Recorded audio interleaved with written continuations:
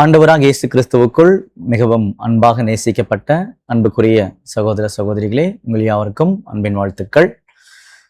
விசேஷமாக வேதாகம பொக்கிஷ சாலையிலிருந்து இன்றைக்கு நாம பார்க்கக்கூடிய ஒரு சிறிய பாடத்தினுடைய தலைப்பானது செத்த ஈக்கள் அப்படின்ற தலைப்புல சில காரியங்களை குறித்து நாம் தியானிக்க போகின்றோம்.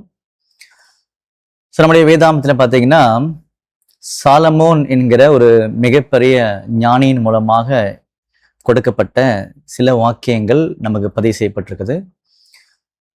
இதுக்கு ஆதாரமாக தான் நம்ம இந்த காரியங்கள் எடுக்க போறோம்.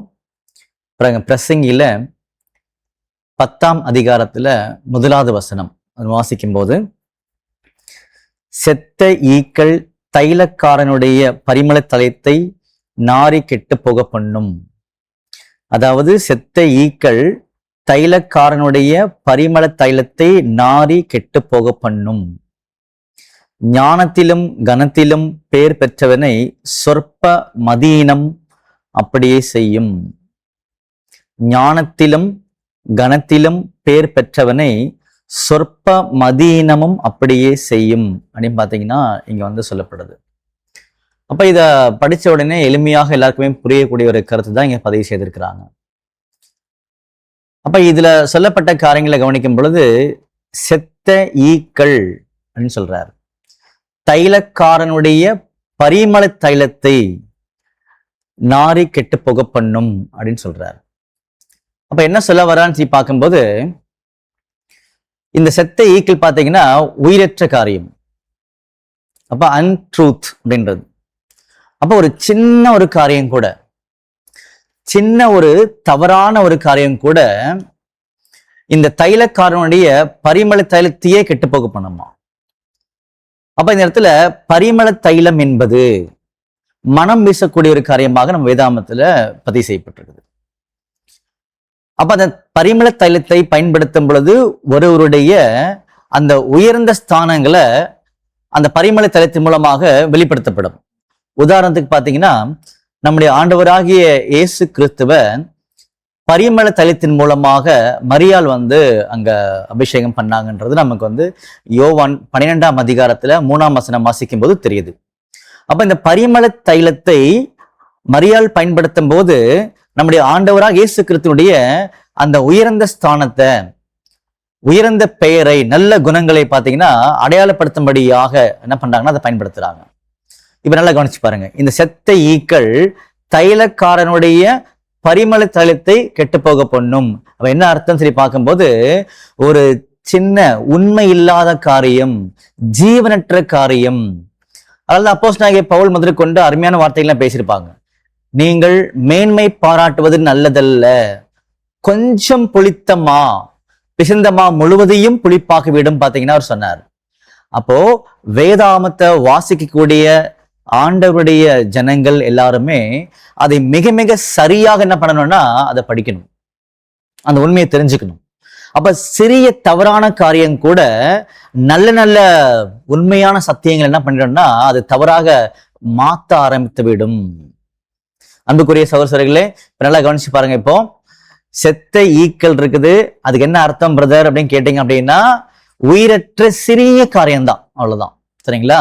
அது தைலக்காரனுடைய பரிமள தைலத்தையே கெட்டு போக பண்ணுமா.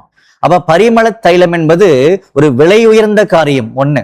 ரெண்டாவது, ஒருவருடைய உயர்ந்த காரியங்களை வெளி கொண்டு வர்றதுக்காக அந்த ஒரு பரிமள தைலமானது பயன்படுத்தப்படுது. அப்ப இவ்வளவு உயர்ந்த காரியத்தை ஒரு சின்ன காரியமானது கெட்டு போக பண்ணிடும் சொல்றாங்க இல்லையா?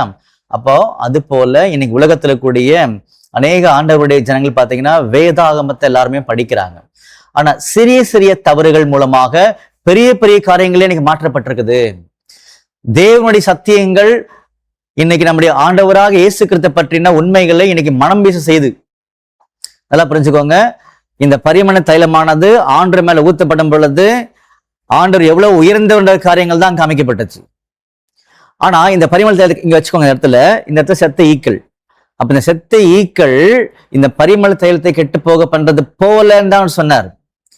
அப்ப இன்னைக்கு உலகத்துல கூடிய கிறிஸ்துவ ஜனங்கள் செய்யக்கூடிய சிறிய சிறிய தவறுகள் மூலமாக ஆண்டவருடைய மிக உயர்ந்த ஸ்தானங்கள் இன்னைக்கு தவறாக வெளியில் அடையாளம் காமிக்கப்பட்டிருக்கிறது.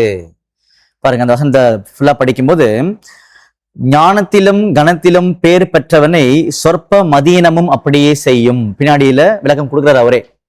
அப்போ ஞானத்திலும் கனத்திலும் பேர் பெற்றவனை சொற்ப மதியினம். அப்ப சொற்ப மதியினம் என்பது இந்த பரிமள தைலத்தை கெட்டு போக பண்ண செத்த ஈக்களுக்கு அடையாளமா காமிக்கப்பட்டிருக்குது. அப்ப சொற்ப மதியினம் என்பது உயிரற்ற சிறிய காரியம். நம்ம எவ்வளவு நல்லவர்களாக வாழ்க்கையில வாழ முயற்சி பண்ணாலும், எவ்வளவு ஞானங்களை பெற்றிருந்தாலுமே, சிறிய சிறிய தவறான உண்மைக்கு எதிரான காரியங்கள் பார்த்தீங்கன்னா அந்த மகிமையை கனத்தை கெடுத்துவிடும் பார்த்தீங்கன்னா சொல்லி காமிக்கிறார். அப்ப அன்புக்குரிய சகோதர சகோதரிகளே, இன்னைக்கு நம்ம பார்த்த காரியத்துல என்ன புரிஞ்சுக்கிட்டோம் அப்படின்னு சொல்லி பார்க்கும்போது, இந்த செத்த ஈக்கள் என்பது சிறிய தவறான உண்மையற்ற காரியம், சின்ன காரியம்தான். ஆனா அது தைலக்காரனுடைய பரிமள தைலத்தை கெட்டு போக பண்ணும். அப்போ பரிமள தைலம் என்பது மனம் வீச செய்யக்கூடிய ஒரு பொருள். அப்ப இந்த தைலத்தை வைத்து என்ன பண்ணாங்கன்னா நம்முடைய ஆண்டவர் இயேசு கிறிஸ்துவை அங்க மிக உயர்ந்த லெவல்ல கனப்படுத்தி காமிச்சாங்க. அப்போ அப்படி மிக உயர்ந்த லெவல்ல கனப்படுத்தக்கூடிய காரியம் எதுன்னு சொல்லி பாத்தீங்கன்னா, இப்ப நல்லா கவனிச்சுக்கோங்க, இந்த தைலம் என்பது எதுக்கு அடையாளமா இப்ப நம்ம இந்த இடத்துல பாக்குறோம்னு சொல்லி கவனிக்கும் பொழுது, நம்ம யோவான்ல 12ஆம் அதிகாரத்துல 3ஆம் வசனத்துல எடுத்து பார்க்கும் பொழுது அந்த தைலமானதுதான் நம்முடைய ஆண்டவர் எவ்வளவு உயர்ந்தவர் நாங்க காமிச்சது. சரிங்களா? அப்போ வேத வசனங்கள் தான் நம்முடைய ஆண்டவராக இயேசு கிறிஸ்து எவ்வளவு உயர்ந்தவர் என்பதை காண்பிக்குது.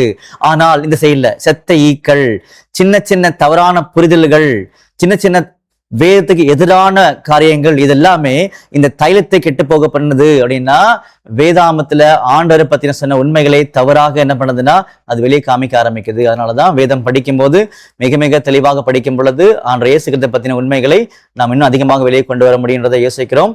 அப்ப அந்த வகையில நாம் சரியாக படிக்க தேவன் நமக்கு கிருபை செய்வாராக. ஆமென்.